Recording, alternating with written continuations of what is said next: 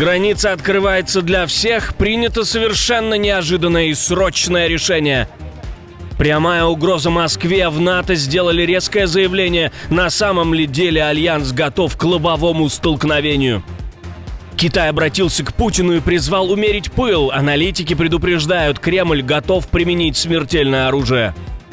Анонимная угроза и прослушка в сердце одной из самых важных мировых организаций. Удалось ли спецслужбам ликвидировать угрозу первым лицам государств? Досмотрите. За все хорошее и против всего плохого Трамп сорвался с цепи и раскритиковал всех. Что произошло на этот раз? Об этих и других главных событиях утра среды, 24 сентября. Самые важные и срочные новости, эксклюзивные подробности. Вы смотрите информационный выпуск «Нехта». Оперативно о событиях в России, Беларуси, Украине и мире. Раньше и понятнее других. Все, что нужно знать сегодня. Граница приоткрывается. Варшава дает зеленый свет. Дональд Туск объявил, уже в четверг, 25 сентября, Польша возобновит работу пунктов пропуска на границе с Беларусью. Решение согласовано с главой МВД. Закрытое из-за маневров Запад-2025, роста угроз и турбулентности в регионе переходы снова запускают. Так как заповедалищмы, закончение этих маневров. Как мы и заявляли, окончание этих учений снижает различные угрозы, связанные с агрессивным поведением наших восточных соседей. Мы посчитали, что эта превентивная мера выполнила свою задачу. И, разумеется, этот инструмент остается в наших руках. И если возникнет необходимость, если напряженность или агрессивное поведение кого-либо из наших соседей возрастет, мы не будем колебаться и снова примем решение о закрытии пограничных переходов. Контекст жесткий и понятный. Польша захлопнула границу на время активной фазы учений 12-16 сентября, которые шли в Беларуси и частично в России. Теперь двери открывают, но не иллюзий ради. Сигнал простой. Безопасность остается первым пунктом повестки, а режим на рубеже будет таким, каким требует обстановка. Но есть вероятность того, что встречи китайской делегации в Варшаве и Минске как-то подтолкнули польские власти к правильному решению. Как думаете, почему в Польше решили поменять мнение? Пишите в комментарии все. Альянс щелкнул затвором и скалит зубы. После захода 3 российских МиГ-31 в эстонское небо в НАТО заявляют, для защиты союзников готовы применить все военные и невоенные инструменты. Это не пустая бравада, самолеты уже поднимались на перехват и вывели нарушителей за пределы, к примеру, Эстонии. Ну а сейчас все это сформулировали в один документ, фактически ультиматум. У России не должно быть сомнений. НАТО и союзники будут применять в соответствии с международным правом все необходимые военные и невоенные средства для защиты себя и сдерживания угроз со всех направлений.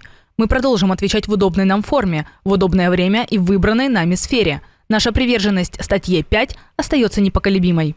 В Брюсселе подчеркивают, эпизод не одинокий. Похожие вторжения фиксировали в Финляндии, Латвии, Литве, Норвегии и Румынии. И звучит как предупреждающий выстрел. Поддержка Украины, добавляют, останется неизменной. Никакие провокации курс не развернут.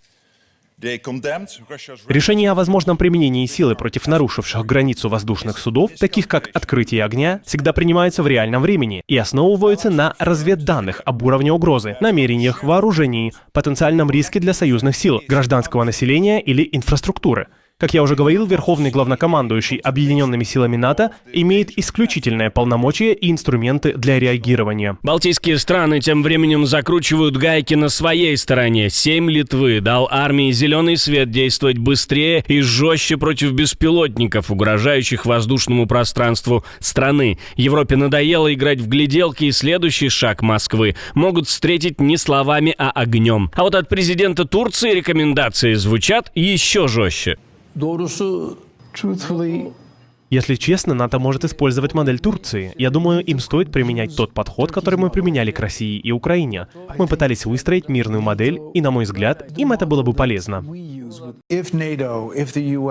Если НАТО, если США, если союзники не остановят Владимира Путина, что будет дальше? Зная Путина, вы думаете, он продолжит дальше, за пределами Украины?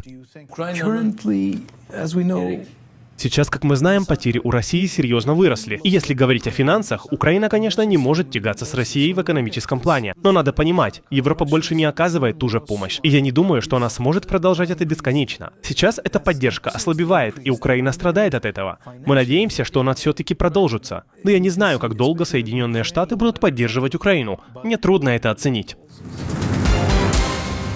Наша команда существует благодаря вам. Поддержите ее, чтобы мы могли продолжать нашу работу.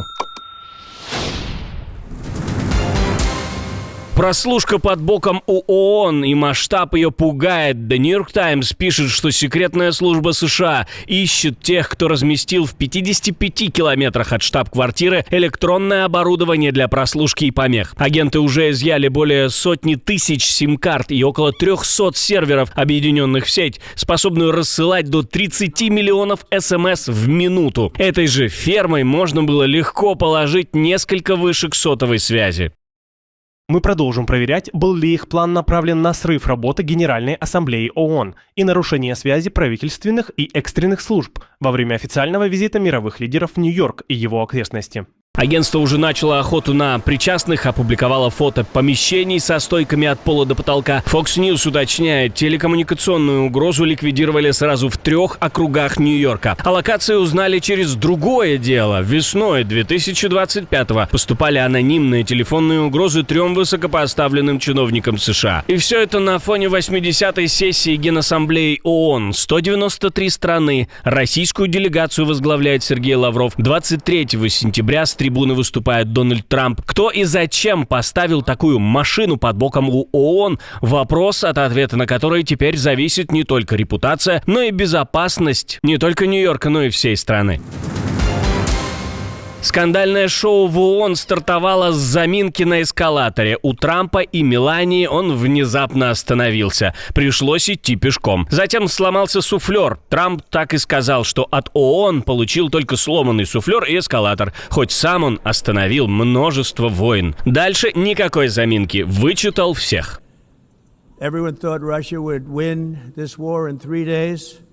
Все думали, что Россия выиграет эту войну за 3 дня, но этого не произошло. Предполагалось, что это будет просто небольшая перестрелка. Это не выставляет Россию в выгодном свете, это выставляет их в дурном свете. Трамп призвал правительство защищать своих граждан. «Ваши страны уничтожают», — говорит он. «У Европы большие проблемы. Досталось всем. Китай и Индия — главные спонсоры войны в Украине. Они покупают российскую нефть», — говорит он. Но и страны НАТО не отказались от российских продуктов. Президент США говорит, что узнал об этом 2 недели назад. Европа покупает у РФ нефть и газ, при этом воюя с Россией. «Стыдно», — говорит Трамп. Параллельно общий призыв прекратить разработки биологического и ядерного оружия. Это была цитата. В целом, за все хорошее против всего плохого. Ядерная тень сгущается. Американский аналитик военной разведки Ребекка Кофлер в материале The Telegraph утверждает, Кремль не просто грозит, он готовится к применению ядерного оружия. Путин буквально держит палец на кнопке. В центре внимания Запад-2025 в Беларуси, где отрабатывали сценарий тактического удара при личном присутствии Путина. Это выглядит как репетиция, а не просто как пугающий фон. Россияне регулярно отрабатывают сценарий ядерного удара в рамках военных учений. При этом Путин нажимает кнопку. Они считают, что глава государства должен быть психологически готов к такому. Это результат важного урока, усвоенного еще в советскую эпоху. Это не означает, что Путин рвется нажать на спусковой крючок. Он не хочет ядерной войны. Риск ядерной войны, по оценке эксперта, самый высокий за десятилетия. Для Москвы атом не только сдерживание, реальный инструмент давления. Сигнал прозвучал громко, вопрос теперь один: кто и как остановит следующий шаг, и каким он будет. В то же время Белый дом оценивает московское предложение на год продлить последний договор, который сдерживает ядерные арсеналы США и России, как довольно неплохой. Пресс-секретарь Кэролин Левит сказала, что Дональд Трамп в курсе и хочет публично высказаться. Президент в курсе предложения, сделанного президентом Путиным, и я позволю ему самому прокомментировать это позже. По-моему, это звучит довольно неплохо, но он хочет высказаться сам, и я предоставлю ему такую возможность. Вашингтон готов слушать. Дальше вопрос времени: продлят потолки еще на год или сорвут стоп-кран и уйдут в свободную гонку. Но тут в эту историю заходит Китай и подстрекает: уменьшение ядерного потенциала — это отлично. Правда, сами такого делать, видимо, не собираются. 中方赞赏俄方展现的积极姿态。 Китай ценит позитивный настрой России. Позиция Китая по вопросу договора о сокращении стратегических наступательных вооружений между США и Россией остается неизменной. Две страны с крупнейшими ядерными арсеналами должны продолжать выполнять свои особые и первоочередные обязательства по ядерному разоружению, возобновить реализацию договора и обсудить последующие меры, а также существенно и масштабно сократить свои ядерные арсеналы в проверяемой, необратимой и юридически обязывающей форме. Это также является общим ожиданием международного сообщества. Китай потребовал от США и России сокращать ядерные арсеналы проверяемо, необратимо и юридически обязывающе, одновременно кивая Москве за позитивный сигнал.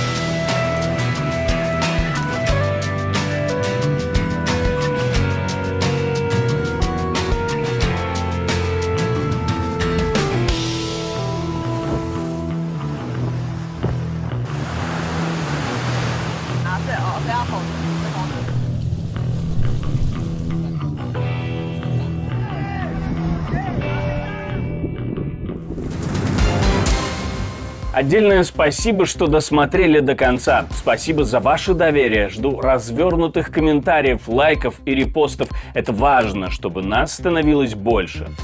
На этом пока все. До новых встреч и хороших вам новостей.